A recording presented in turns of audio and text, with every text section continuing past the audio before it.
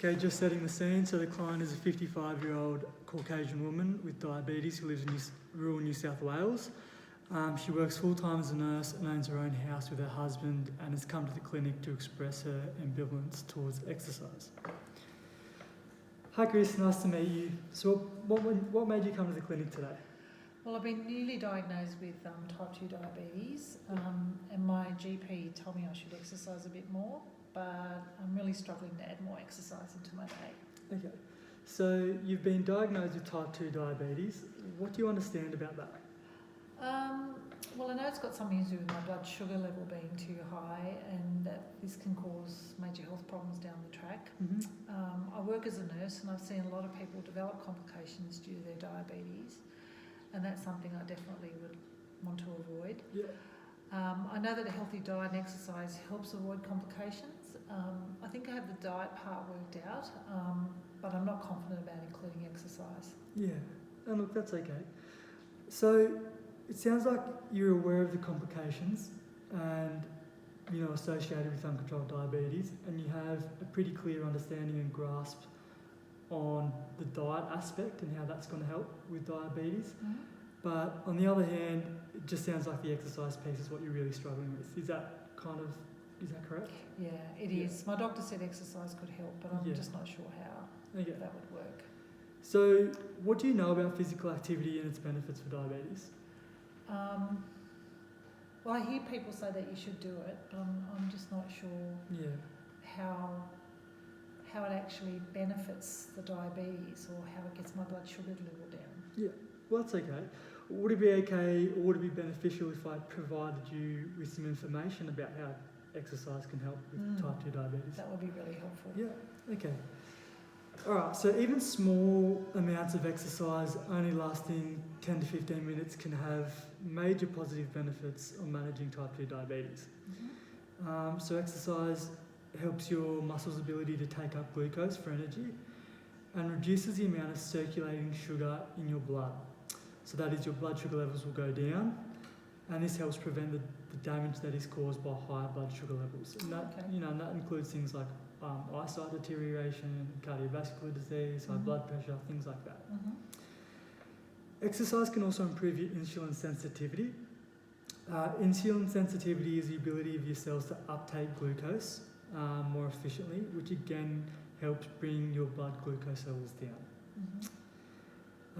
And exercise can also reduce body fat, or help you lose weight. And reducing body fat is really important because it again helps insulin get glucose into your cells. Okay. And just some other additional benefits of exercise, it include helping reduce stress, improving your quality of sleep, and also just improving the overall quality of your life. I didn't know much of that. Yeah. That's really good. I had no idea exercise could do all that, so thanks for explaining that to me. That's okay. So based on what we've just discussed, how important is it for you to make this change in favour of more exercise? On a scale of 0 to 10, with 0 being not that important and 10 being very, where would you say you are? I'd have to say it'd be at least at a 9, if not a 10, because it, as I keep saying, it's so important to me not to develop any complications. And I also like the added benefits of reducing stress and lowering weight. Yeah, definitely. Yeah. Great. So from your response, I take it that, although you are struggling to add exercise to your lifestyle, you really do know and understand and are aware of the importance of doing this. Yeah, no, I do now, and having seen what I've seen, that also makes me want to, seeing other people with complications not develop complications. So, no, I definitely do understand better now how important exercise is. Yeah. Great. So, was there ever a time where you didn't struggle to add exercise to your daily routine? Yeah, look, I used to be quite active a couple of years ago when I worked part-time. I like doing things like swimming and bushwalking. Yep. And what were some of the reasons for stopping or, affecting you from exercising now? Well, the main one is my work, because when I was working part-time it was much easier. I work full-time now, and I often get home from work till around 6 at night. Yeah. So yeah, it was definitely easier to incorporate exercise when I wasn't working full time. Yeah, that's great. So we've now established that exercise is important in helping manage your type 2 diabetes and lowering your blood sugar levels, but it sounds like there are a few things getting in the way of you exercising, pretty much sort of, just life, things like time and stuff like that. Mm-hmm. So could you think of some ways to free up more time in your day to exercise more and feel less sort of tired and stressed? Yeah, well, I don't really like exercising first thing in the morning, and I finish work quite late. So I'm thinking really the only time I could exercise would be probably in the middle of the day during my lunch break. In terms of the tiredness, I've heard that exercise might even help with that. So perhaps I could just, try that and see if the tiredness gets better, or I could even consider going to bed a bit earlier. That might help too. Yeah, definitely. So what type of exercise could you see yourself doing or liking? Well, I really enjoyed bushwalking in the past when I was doing more exercise, and really there are some lovely walks near my workplace. So I'm thinking walking would be the easiest exercise for me to incorporate into my day. It would suit me much better than going to the gym or the pool. I'm not so much into gyms, and the pool's a bit far away. So yeah, walking would be good. Yeah. Okay. No, that's really good. And how do you think you would make sure you would stick to this new walking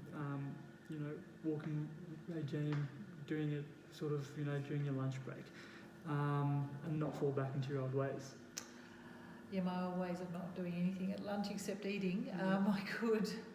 Well, lunch is still important to me, so I could bring my own lunch to work, so I wouldn't have to leave the office to go and buy any lunch. So that would give me some time available to get up from my desk, go for a walk around the grounds and some of those nice walks nearby.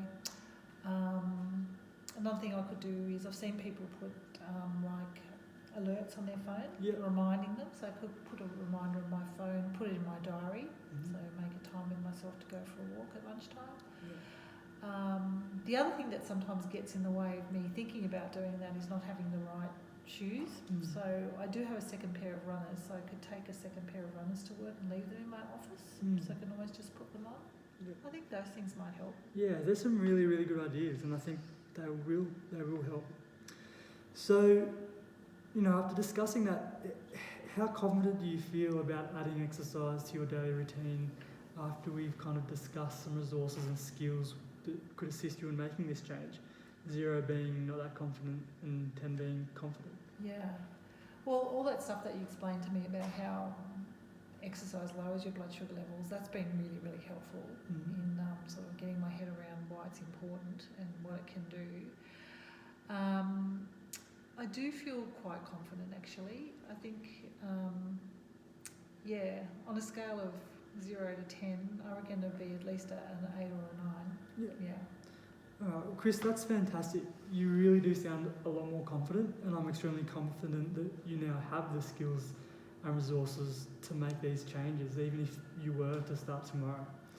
So that's really good. It sounds like you have a great plan moving forward and have established some short-term goals, which is to walk every day during your lunch break. And you're going to do things like, write it in your diary or put a reminder in your phone just to sort of keep you accountable and, help you to hit those goals. I think we should aim to do this for the next 2 weeks. And then we can reschedule another appointment and we can sort of touch base and reassess and evaluate how that exercise program went, and whether we need to make any changes. So thank you so much for coming in today, and if you have any more questions, please feel free to ring the clinic. You can talk to someone and they can give you some additional help, but otherwise good luck, and we can talk then. Okay, no, thank you. It's been really helpful. Thanks. Yeah, no worries.